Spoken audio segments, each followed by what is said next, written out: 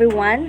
Thank you for being here watching. It is an honor for us to deliver our presentation, which is the middle childhood, and it talks about the primary schooler. So in this module, we are going to discuss about the physical development of the primary schoolers.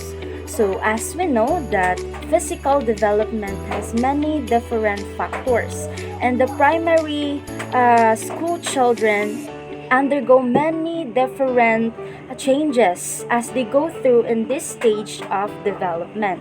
So hopefully in this presentation you will be able to understand and have a clear understanding of this. So that would be the overall structure of our presentation, and now let's move on to the learning outcomes on this module. So here are the learning outcomes.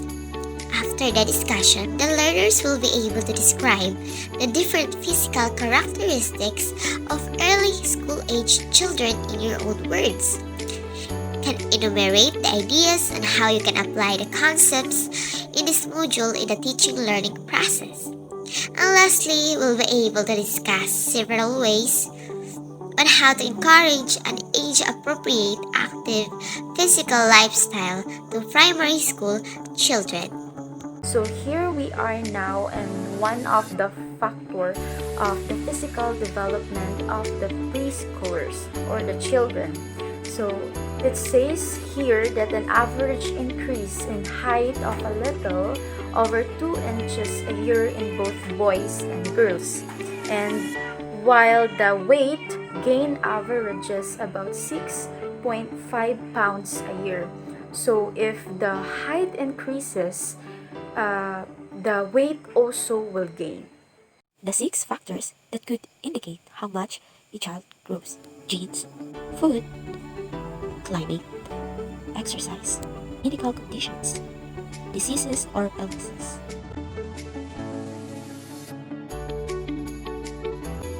For now, we're going to tackle about bones and muscles. But first, what are the bones and muscles? Bones and muscles are the fundamental components of the human body, working in harmony to provide structure, support, and movement. Childhood years are the peak bone-producing years, where our bones grow longer and broader. During childhood years, it is the replacement of our primary teeth, which is also known as the baby teeth. The permanent teeth of a child occur around ages 6 to 7 years old until the age of 12. Most children will have all their primary teeth replaced. Many lifestyle factors like nutrition and physical activity. In childhood years, large muscle control is bigger play over fine motor. Large muscle control, also known as gross motor control, refers to the ability to coordinate and control the movement of the larger muscle groups in the body.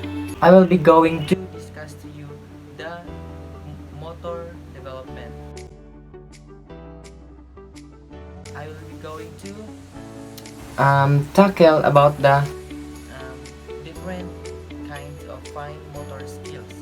So we have here first zippers and lace shoes.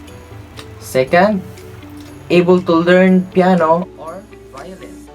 The third one, control pencil with the finger and thumb.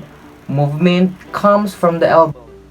The fourth one, write and draw with more control, but writing looks choppy and uneven. Letters are getting smaller. Uppercase letters are somewhat mastered, but lowercase letters continue to be challenging through third grade, especially letters with slants and curves. So have here hop, skip on alternating feet. The third one is jump rope. Next, walk on the balance beam. The fifth one, throwing, catching, and kicking becomes smoother. Next, we have begin to participate in organized games such as hopscotch, and in sports such as basketball. And lastly, we have here skate, ski, bike, and other specialized skills with training. Some issues affecting physical development. First is obesity, second is childhood nutrition, and the third one is sleep. Let's proceed to the implication to childcare, education, and parenting. So, the first one is encourage children to join or enroll them in related programs during summer or their free time. So, if children show interest in a particular activity or sport. So, the second one is advocate better nutrition in foods provided in the school canteen by providing healthier options and accessible healthier products. So the third one is provide a balance between rigorous physical play activity, of course, and quiet activities in designing classroom activities, and create an exercise plan for children. Not only does it promote motor skills, but also improves strength and endurance. So, builds healthy bones and muscles and increases their positive emotions. Maintain a daily sleep schedule and consistent bedtime routine. And the last one, but not the least, make children's bedroom conducive for a peaceful sleep. So, if possible, you have to keep all the computers and TV out of the bedroom. So that is the implication to childcare and education and parenting.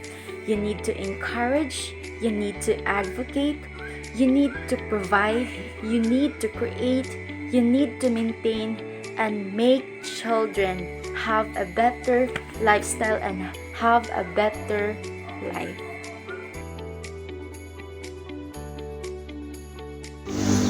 So let's now move on to the next topic, which is the cognitive development of primary scholars. And for the introduction, John Piaget is the foremost theorist on cognitive development. According to him, intelligence is the basic mechanism of ensuring the balance and the relations between the person and the environment. So everything that a person experiences is continuous process of assimilations and accommodations. He described four main periods of cognitive development. For Piaget, intellectual ability is not the same as different stages. Logic. Concrete operational thinkers, according to Piaget, can already make use of inductive logic, whereas inductive logic involves thinking from a specific experience to a general principle. Reversibility. One of the most important developments in this stage is an understanding of reversibility, or awareness that actions can be reversed. Cognitive milestone. Elementary age children encounter developmental milestone. This is the stage when they leave behind egocentric thinking and start to develop a more mature way of looking at things, which greatly enhances children's problem-solving skills. Piaget called this process as decentration. Information processing skills. Several theorists argue that, like the computer, the human mind is a system that can process information through the application of logical rules and strategies. So there are implications to child care, education, and parenting. They are as follows. First, helping children draw on their strengths and promote growth and their weaknesses. Second, planning lessons that cater to multiple intelligence based on instructional objectives. Third, encouraging children to read more every day to increase their vocabulary. Fourth, bringing children to museums, art exhibits, and historical landmarks to widen their perspective about the world and people. And last, lessening children's screen time and increasing their personal and face-to-face interaction. Okay, now let's move on to another module, which is the Module 20, which is the socio-emotional development of primary scholars. But before that, I want you to guess who is this philosopher. You got that right. It is Erik Erikson. He is best known for his theory, which is the psychosocial development. Erik Erikson formulated 8 stages of man's psychosocial development. Each stage is regarded as psychosocial crisis, which are the demands resolutions before the next stage can be achieved. Preschool children belongs to the 4th stage of Erikson's psychosocial stages. Here, children have to resolve the issues on industry versus inferiority. Understanding the self. One self-concept is the knowledge about the self, such as beliefs regarding personality traits, physical characteristics, abilities, values, goals, and roles. It also involves a sense of belonging and acceptance, a sense of good and a sense of being capable of doing good. School years. During school years, it is that transition from pre-elementary to primary school. Children tend to become increasingly self-confident and able to cope up well with social interaction. Now let's move on to building friendship.